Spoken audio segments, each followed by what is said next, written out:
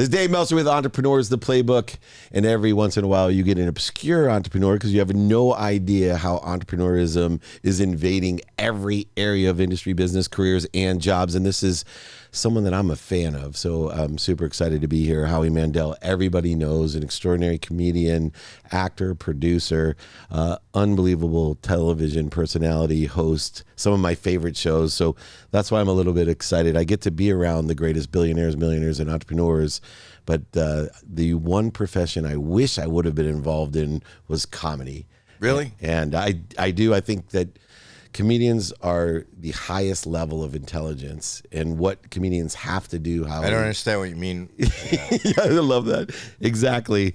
And your podcast, which you've done over 100 episodes as well, Yeah. Howie Mandel Does Stuff, Right. is indicative of how clever and quick you have to be in order to be a comedian, because not only do you have to process so quickly, just like a quarterback in the NFL, but you actually have to come up with something other than throw a football. You actually have to be funny. You know, I don't know. And to be honest with you, please. I don't know. And I think that what you do in comedy is very similar to what you do as an entrepreneur. And the reason for that is I don't think. You know, I think that people overthink. I think that everybody, I think that as human beings, we have this brilliant instinct, you know what you like, you know what you respond to, you know what you're thinking, but then as we become older, we teach ourselves wrongly, I think, to analyze everything. You know what I'm thinking? and then we all go through life with I shoulda, coulda, woulda.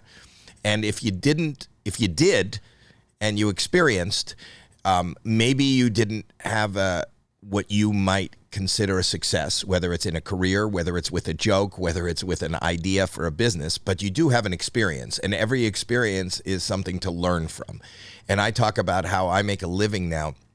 Everything I was ever punished for, expelled for, gotten in trouble for is what I get paid for. I was not pursuing comedy, but it was a dare to get on stage. I didn't understand that this was even a career. I didn't pursue this as a career, as I didn't pursue anything I've ever done as a career. So it's just things that I'm passionate about. I have been diagnosed with, ADHD and anxiety. And one of the side effects of some of the things that I have been diagnosed with is not considering ramifications, which is good. And if you look at anybody who ever made it, including yourself, I think that you probably had an idea. If you had an idea and you shared that idea with a group of people close to you, and you said, what do you think of the idea? I would imagine that you could have compiled a huge list of reasons to not go forward with that idea, and which are always much more than the reasons to go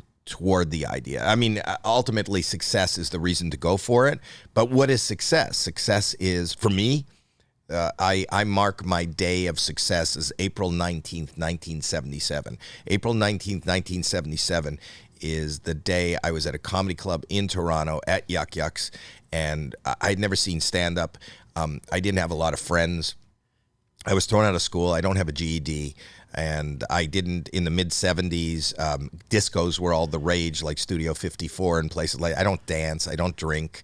I'm not athletic, so I couldn't get together and have a basketball game at the Y once or twice a week. I don't gamble, so I don't know how to play cards, so I couldn't get a poker game together. So somebody said there was a stand-up comedy club, and I went to the stand-up comedy club, and I saw these guys. It was really funny, and I laughed in the moment. And then they said, if anybody thinks that they have what it takes to do this, we'll see you for 3 minutes on Monday nights after midnight. And somebody I was sitting with went, you should do this. And I went, okay. And I didn't aspire to be a comedian. And if you look at my old YouTube videos of me when I started out, in my mind, I didn't even really prepare. I didn't know what it took to be a stand-up. I didn't have any path. And I thought, okay, he said I should get up on stage. I'm not a comedian. That's kind of funny. If somebody goes, ladies and gentlemen, Howie Mandel, it's funny because there's no reason for anybody to be introducing me, and there's no reason for me to even be on stage.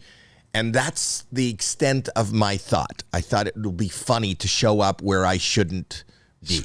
and I have no business being. And they went, ladies and gentlemen, Howie Mandel, and as the audience is taught to do, they applauded, and I got up on stage with nothing. And as soon as the audience died down, which took probably a second, because there's no reason to have any sustained adulation for somebody you don't know, I became aware that there were a bunch of strangers in the room looking at me, waiting for me to do something, and I had nothing. And then I got the adrenaline started pumping, and just fear, just crazy fear, which is my fuel. My two fuels are fear and curiosity, and I'll talk about that in a second. But it was fear. And if you look at my old videos, that was my act. So I realized I got to come up with something. So I started going, okay, all right. You want to hear something? Did you guys hear that? And they would giggle, and I didn't even understand what they were giggling at. And I'd go, what? No, tell me what. And I was so uncomfortable. I put my hands in my pocket, and I've been open about my OCD. And I carry rubber gloves because when I was out in public, if I had to go to a public restroom, I wouldn't touch anything. And I had rubber gloves, and I took a rubber glove out of my pocket just because I was so scared and nervous. And I don't know why. I pulled it over my head. And I started breathing through my nose, and the fingers were going up and down, and the audience was roaring at that. And then I blew it up, and it popped off, and they applauded. And I had enough sense to go, good night. And I walked off, and the audience was going crazy. And the owner of the club said, you got to come back tomorrow. And I go, why? Well, you do it again. I go, do what? Do what? He said, do what you did. And I go, I don't know what I did. And from that moment on, it was just... If I would have thought about an act, I probably couldn't have written an act. I showed up, and 99% of success is showing up, just doing it. When people talk about like Elon Musk or Steve Jobs or anybody, really the only difference between any of those people and you is they did it and you didn't. If you were really, really interested, if your passion was computers and you were really interested in hanging out in your parents' garage and just having your best friend, and all you did your whole life was tinker with it, you might come up with something amazing. Like, think about Steve Jobs. I mean, what was that idea? IBM already existed. There were computers. He didn't invent the computer. In fact, he came up with something more expensive. That's kind of easier, and he was interested in calligraphy, because that's what he audited that class. So I want something so that when you type in, it kind of looks nice. It's kind of user-friendly. It's kind of the way of the world now because he did it, Is PayPal really a good, like an amazing idea? It's just it seems like the natural. I'm not taking anything away from it, but I think that the difference is that if you're passionate about something and you do something. So I went back the next night. This is the first time I didn't have friends, but I had people who kind of related to the silliness of my fear.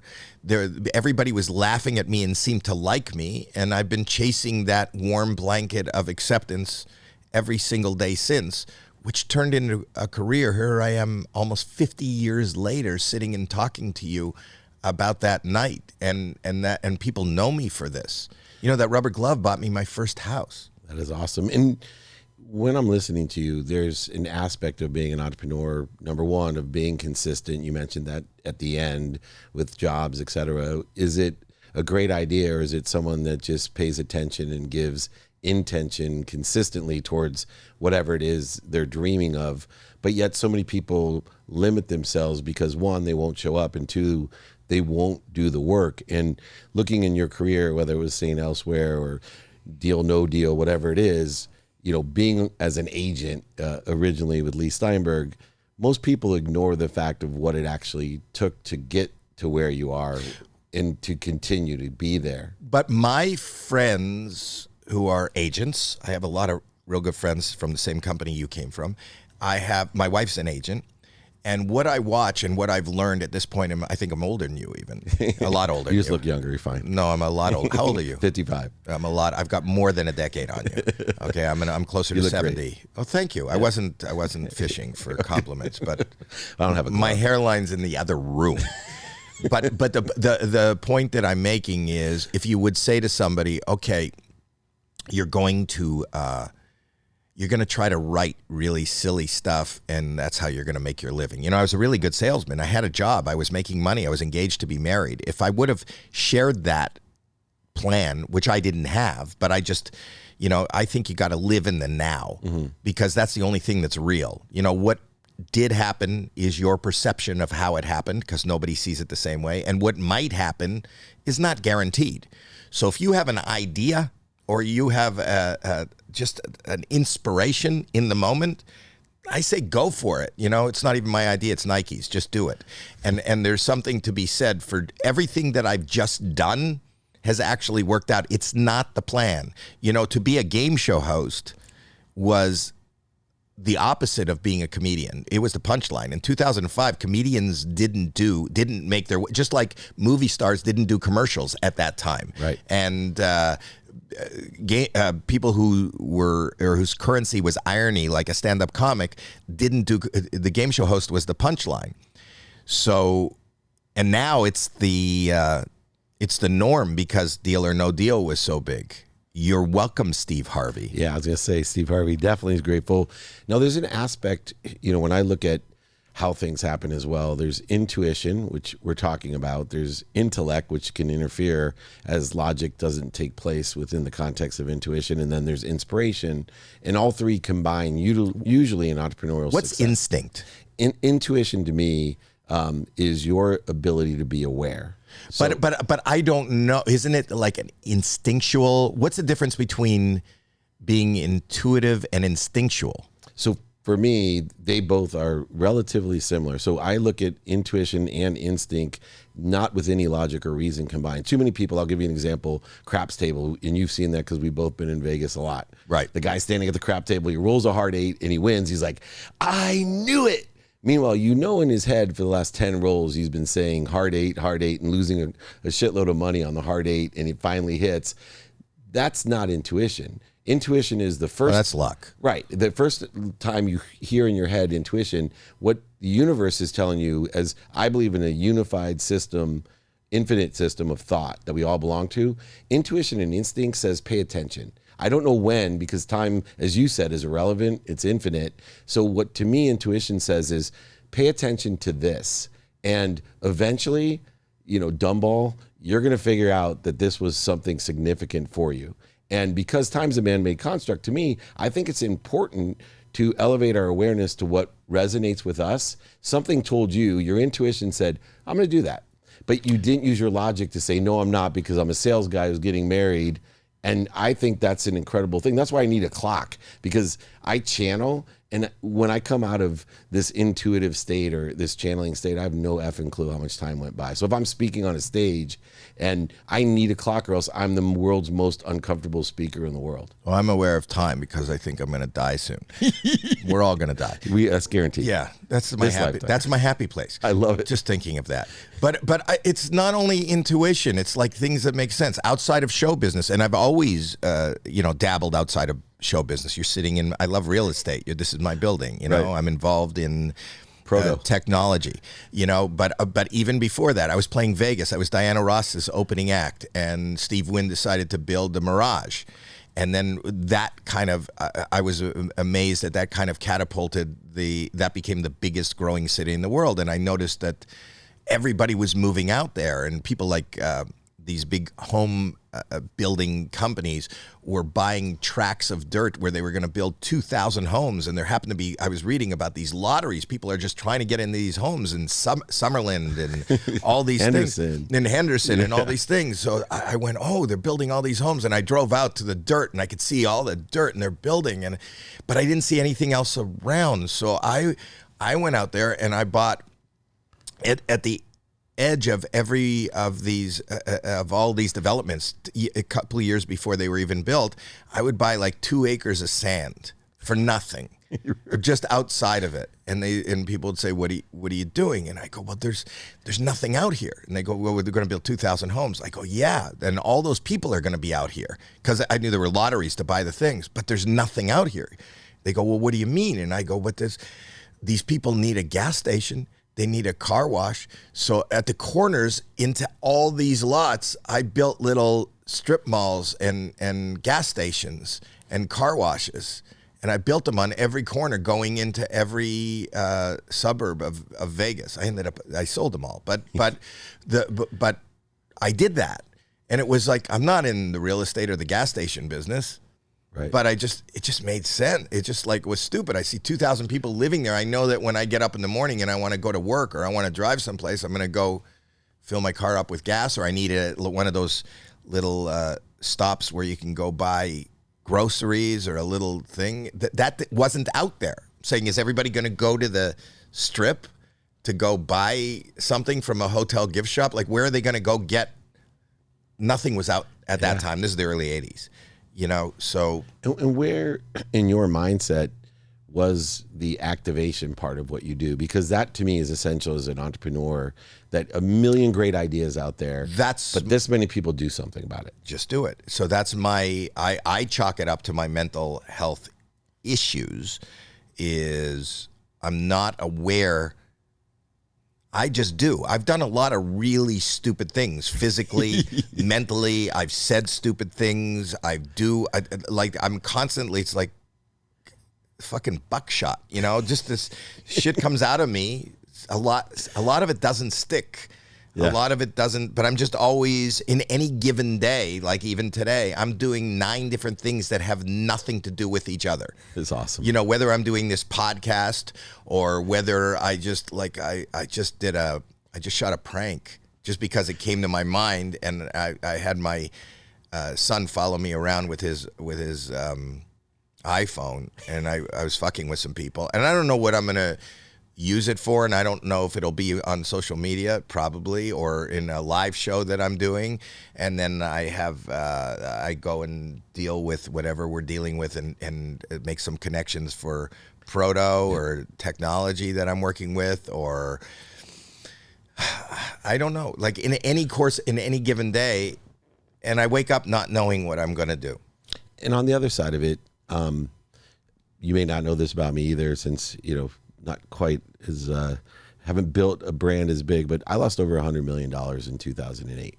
Yay! And I don't know how I'm supposed to react to that. And I say that because at 2008, that I was a millionaire crash. in 24. By the time I was 24, I had a reputation. Were you in real estate? In real estate, golf course, ski mountain, but everyone thought of me as Midas. So people invested in me. I had this same perspective that you did, and I screwed it up.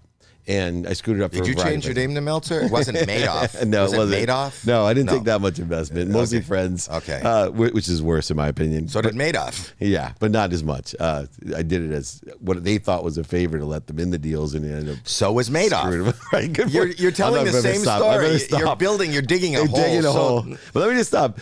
So, but you've had so many successes by having this open mind attitude. And I've had failures? That's what I was going to say. Yeah. Probably more failures than successes, but you got to be willing, as Gretzky, are you a hockey fan? Gretzky said, you miss every shot you don't take on net. Yeah. I'm Canadian, so hockey is in. Are you a Warren Moon fan? I do know Warren Moon. Warren Moon, he probably wouldn't remember this, but he did an episode of Deal or No Deal. Yeah, that's my business partner. Yeah, so he tried to shake my hand. There's a video of him online. He told me not to shake your hand. Well, because Warren Moon tried. Yeah, I think awesome. I have a video. Somebody Google Warren Moon shaking Howie Mandel. Warren Moon Deal or No Deal. Warren Moon trying to shake Howie Mandel's hand. See if it's there.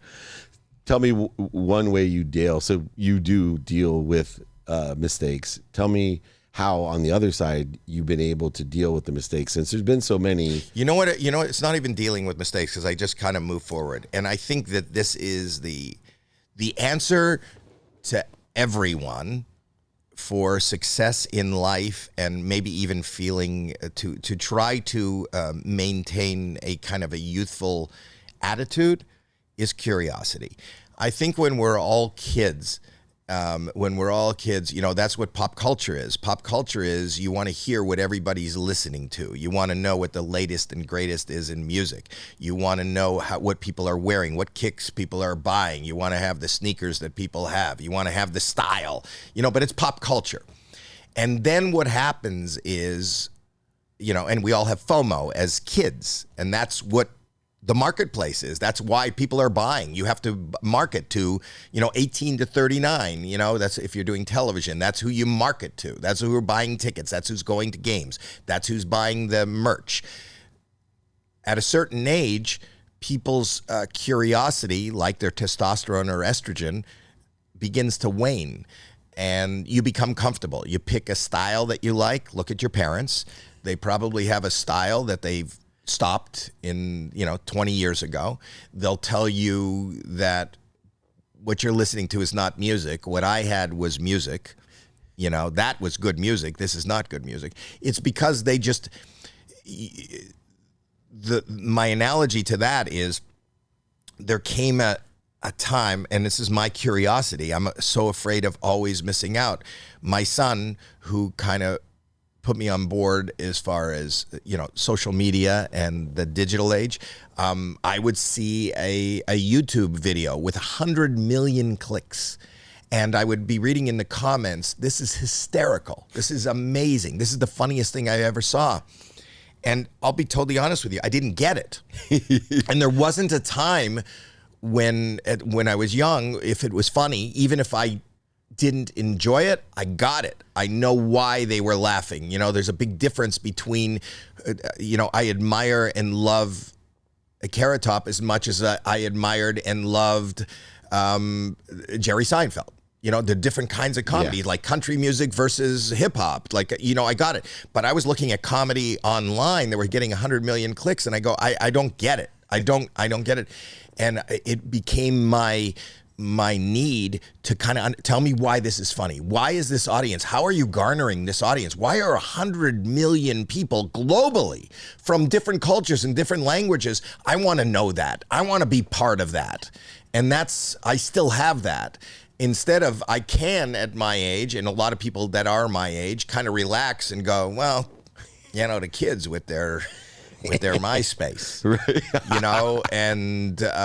But I don't, and it's kind of like, I like that excitement of discovering something new, being able to dip my toe in it and see if I can entertain. I have 11 million followers on TikTok, and I'm not a 16-year-old little girl. Not yet. No. It's possible.